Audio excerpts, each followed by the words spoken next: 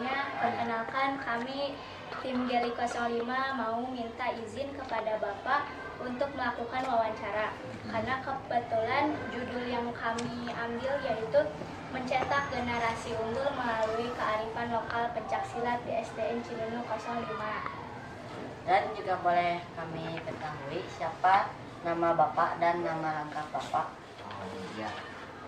Sebelumnya, Assalamualaikum warahmatullahi wabarakatuh. Perkenalkan nama Bapak, mungkin nama Bapak Hilman Fauzi, bisa dipanggil Pak Hilman.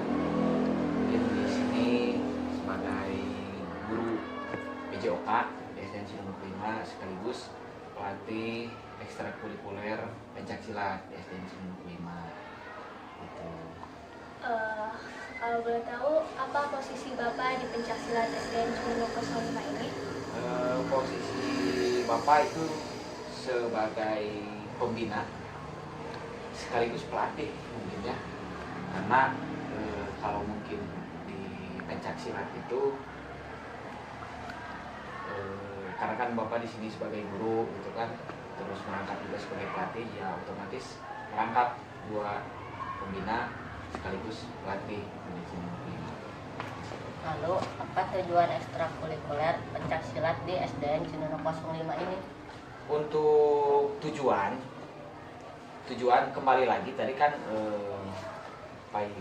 Anak Dapai menyampaikan judul mencetak generasi unggul melalui kearifan lokal pencaksilat ya di SDN Cinunuk 5. Untuk tujuan, mungkin saya itu ingin anak-anak selain mempunyai kognitif itu pengetahuan, terus punya afektif itu sikap, terus yang ketiganya itu ada psikomotor itu adalah kemampuan gerak. Nah, jadi alasan saya membuka pencaksilat di sini itu ya ketiga itu: satu, untuk pengetahuan; dua, untuk karakter, sikap atau karakter; yang ketiga, untuk pengetahuan gerak. Jadi anak-anak itu selain kepintarannya diisi melalui pencaksilat ya, selain kepintarannya diisi, terus karakternya juga diisi melalui kebudayaan, terus olah geraknya juga diisi. Karena ketiga itulah yang membentuk karakter anak-anak dari semenjak dini gitu, sebelum mereka beranjak ke dewasa. Itu untuk tujuan ya, tujuan di pencaksilat. Maaf Pak, kalau boleh tahu kapan waktu latihan silat di SD Cinunuk 05? Untuk waktu latihan, kebetulan sekarang itu penerimaan peserta baru ya. Jadi kalau di tahun kemarin latihannya itu setiap hari Rabu dan hari Sabtu. Kalau sekarang latihannya itu setiap hari Selasa dan Jumat. Kenapa Bapak pilih hari Jumat mungkin ya? Itu yang lebih pentingnya hari Jumat, karena anak-anak itu semua pulang sebelum Jumatan. Jadi ada waktu kosong ketika setelah zuhur ke sini. Kalau misalkan selain hari Jumat itu ada anak-anak kelas 3 dan kelas 4 yang pulangnya jam 2. Jadi waktu istirahatnya itu mungkin terganggu gitu. Tapi kalau misalkan hari Jumat, anak-anak pulang sebelum Jumatan, terus mereka Jumatan, habis Jumatan kan mereka bisa istirahat dulu. Bisa istirahat 1 jam, 2 jam di rumah, makan, mungkin bisa tidur dulu, tidur siang sebentar, terus dilanjut nanti latihan jam 3 sore. Kenapa Bapak pilih jam 3 sore? Karena satu, biar tidak terlalu panas di lapang. Itu kan menyangkut, karena kan ini yang dilatihnya itu anak usia dini. Anak usia dini itu masih rentan terhadap cuaca. Kalau misalkan terlalu panasan kan nanti dikhawatirkan itu sakit. Jadi Bapak pilih satu tadi waktunya Selasa dan Jumat, mungkin yang lebih fokusnya itu hari Jumat, dan juga jamnya itu sore, jam 3 sore. Dan Pak, di mana tempat latihan silatnya? Untuk tempat latihan silat ya di sini, di Cinunuk 5, karena kan sudah masuk ke dalam ekstrakurikuler Cinunuk 5. Yang dinamakan ekstrakurikuler itu adalah pembelajaran di luar mata pelajaran ya, itu yang dinamakan ekstrakurikuler. Jadi yang tidak dipelajari di mata pelajaran yang ada di sekolah dipelajari di luar, itu yang dinamakan ekstrakurikuler atau pembelajaran ekstra lah, itu yang di luar pembelajaran yang ada di sekolah. Makanya latihannya di sini karena yang dilatihnya pun murid-murid di sini. Terus Pak, mengapa Bapak ingin menjadi pelatih pencaksilat? Sebetulnya hobi sih. Kalau disebut hobi bukan hobi pencaksilat si Bapak resep dulu, bukan suka dengan aktivitas fisik pencaksilatnya, bukan. Tapi saya senang apabila melihat anak yang tadinya tidak bisa menjadi bisa. Nah itu yang disebut hobi saya itu.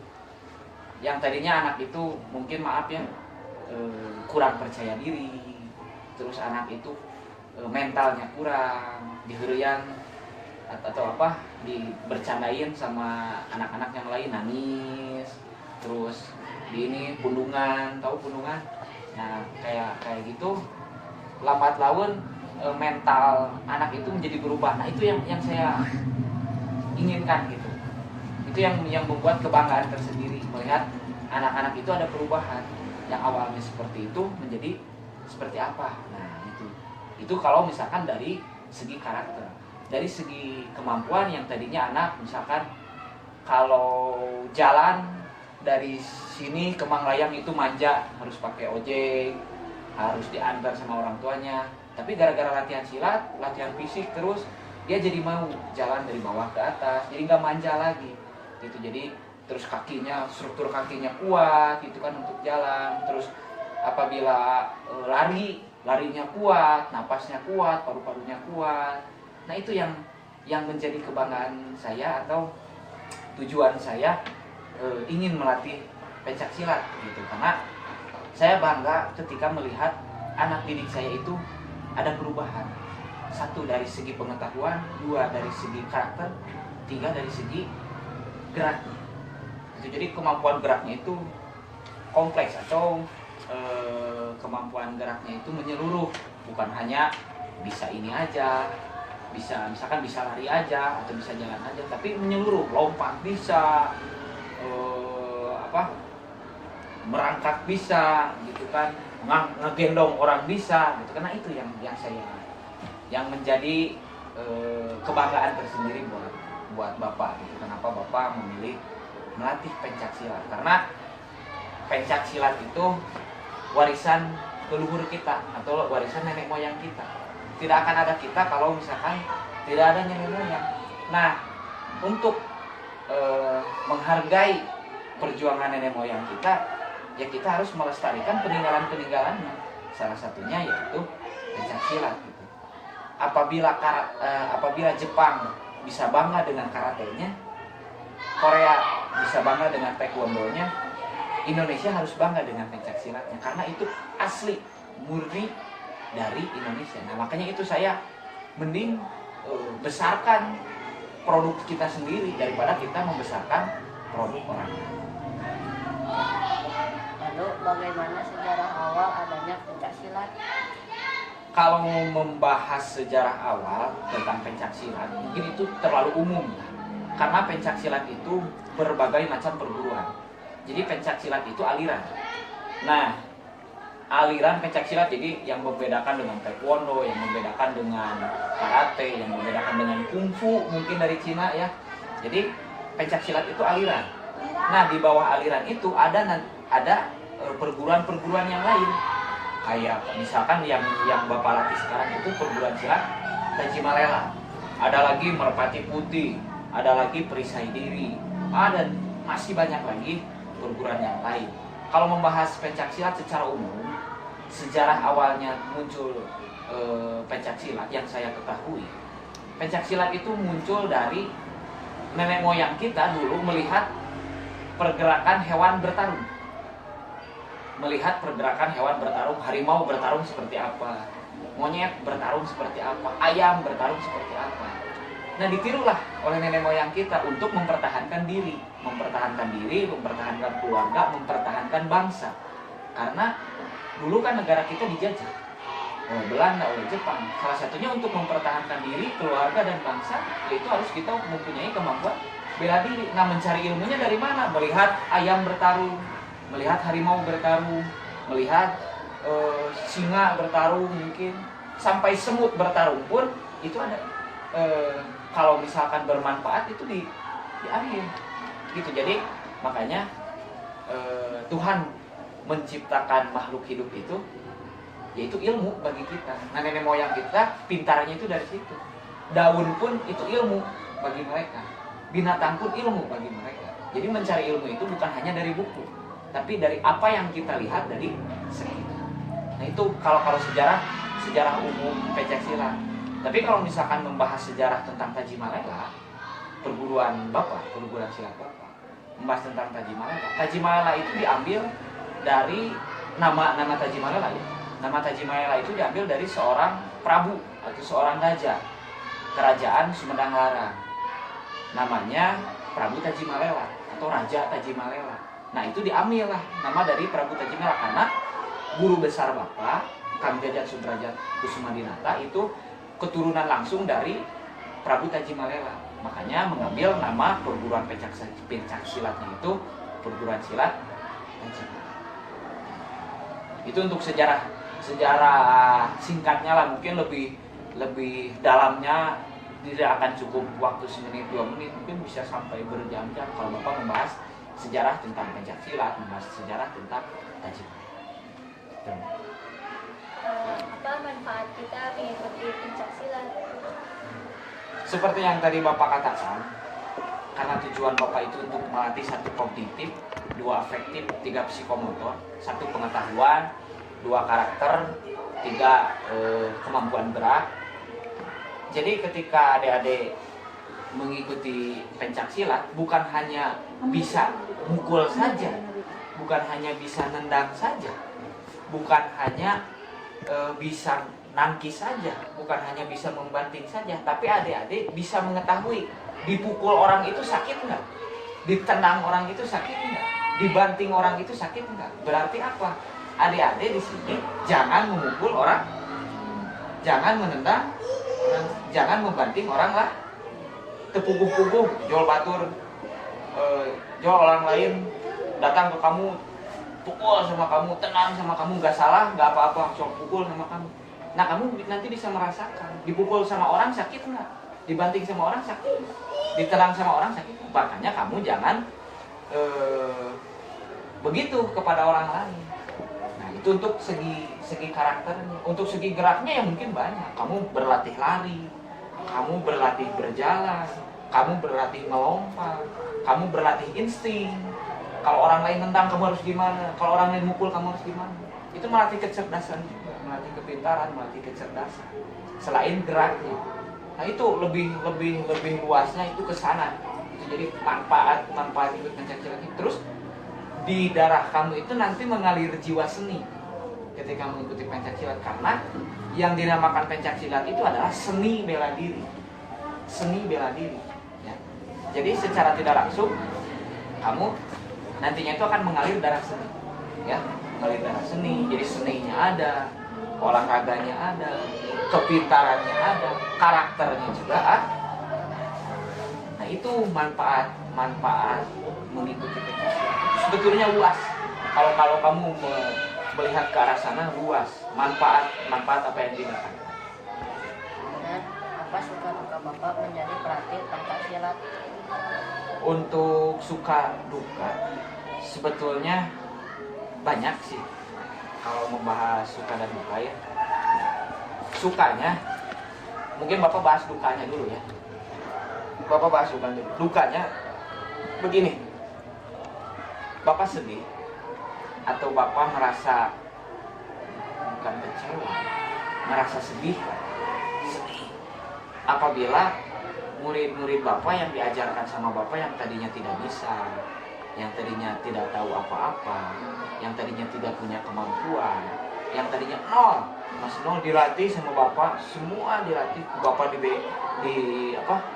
diberitahu tentang karakternya, bagaimana ke orang lain, bagaimana berbicara. Nah, murid tersebut setelah Bapak latih, dia mempunyai kemampuan, timbul rasa sombong. Lamun kalau kalau kata orang Sunda mah asa aing. Nah itu Bapak paling sedih kalau melihat murid-murid Bapak seperti itu. Karena Bapak tidak mengajarkan seperti itu, tidak mengajarkan menjadi sombong, tidak mengajarkan jadi so jago, tidak mengajarkan menjadi asa aing, enggak. Kalau misalkan ada murid yang seperti itu Bapak sedih. Di satu sisi dia murid Bapak, di satu sisi dia berarti tidak menghargai Bapak sebagai seorang pelatih atau sebagai seorang guru. Karena Bapak tidak mungkin mengajarkan kamu harus sombong ya. Atau kamu lupa lagi, nggak mungkin Bapak mengajarkan seperti itu. Tapi yang Bapak ajarkan apa? Kamu ketika punya kemampuan coba rendah hati. Jangan tunjukkan kepada orang lain. Tapi pada saat tertentu ya kamu tunjukkan. Pada saat penampilan, pada saat di kelas misalkan kamu lagi ditanya sama guru, kamu berani menjawab, kamu berani ke depan menyampaikan pendapat. Nah, itu yang Bapak mau. Itu. Jadi dukanya Bapak sedih apabila murid Bapak jadi sombong, jadi sok jago, karakternya jadi jelek lah. Itu Bapak paling sedih. Itu dukanya di situ menjadi pelatih. Nah mungkin sukanya banyak kalau membahas sukanya. Sukanya banyak. Melihat anak berprestasi Bapak bangga. Melihat anak yang tadinya tidak bisa apa-apa jadi bisa Bapak bangga. Melihat yang tadinya anak itu SD-nya kayak gini, misalkan nanti besarnya sukses jadi apa, itu sukanya Bapak, bangganya Bapak di situ. Jadi intinya sukanya Bapak atau bangganya Bapak itu ketika melihat murid-murid Bapak sukses.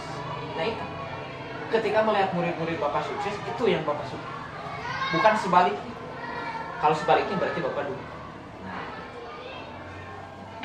Prestasi apa saja yang sudah diraih Cimino 05 dari ekstrakurikuler pencaksilat? Untuk prestasi kan Taji Malela di SDN Cimino 5 itu baru 2 tahun. Mungkin dari mulai tingkat kecamatan, tingkat kabupaten, provinsi, nasional itu sudah, gitu kan, dari pertandingan open, multi event itu sudah, gitu kan, banyaklah mungkin yang yang sudah diraih oleh anak-anak SD Cimino 5 itu kan dari mulai tingkatan kelas 1, kelas 2, kelas 3, kelas 4, kelas 5, kelas 6 mungkin semua sudah pernah bertanding di sini. Jadi di Cimino 5 itu semua sudah pernah bertanding kecuali yang baru-baru. Kalau yang sekarang menduduki kelas 6 itu hampir rata-rata semua sudah bertanding, walaupun ada yang tingkat kecamatan, ada yang tingkat kabupaten, ada yang tingkat provinsi, ada yang tingkat nasional. Itu berbagai macam. Seninya ada, terus bertarungnya ada. Banyak lah. Terus bukan hanya dalam segi olahraga ya, bukan hanya di bidang pencaksilat. Tapi ketika kita belajar pencaksilat, larinya cepat misalnya. Ada juga yang berprestasi di bidang atletik, yang lari gitu. Ada juga mungkin gara-gara di pencaksilat latihan bantingan terus tangannya diolah, dia jadi atlet poli. Nah, ada juga yang berprestasi di poli. Terus di sepak bola gara-gara di silat latihan tendangan terus. Yang dilatihnya itu kaki. Otomatis ketika main sepak bola tendangannya kan jadi keras. Larinya jadi cepat. Ada yang berprestasi di sepak bola. Jadi mungkin kalau membahas tentang prestasi, alhamdulillah sudah banyak. Gitu kan, selama 2 tahun ini sudah banyak, dan semoga itu bisa terus bertambah, terus meningkat, dan terus menjaga kerendahan hati. Karena di dalam Taji Malela yang paling akhir itu yang diajarkan oleh guru besar itu adalah lapangkan rasa kerendahan hati di mata kesombongan. Itu yang paling berbahaya. Jadi jangan sombong, ya, gitu. Jadi intinya ke sana. Baik, terima kasih Pak atas waktunya. Maaf kami mengganggu. Mudah-mudahan Bapak terus sehat sehingga bisa terus melatih anak-anak dan bisa mencetak banyak generasi unggul dan mendapatkan prestasi. Ya, sama-sama. Mungkin itu ya dari Bapak. Maaf kalau misalkan tadi selama penjelasan ada yang kurang dimengerti. Terus maaf juga apabila Bapak berapi-api menjelaskan, karena Bapak pengen murid Bapak itu berhasil. Oke, bagus pertanyaan-pertanyaannya.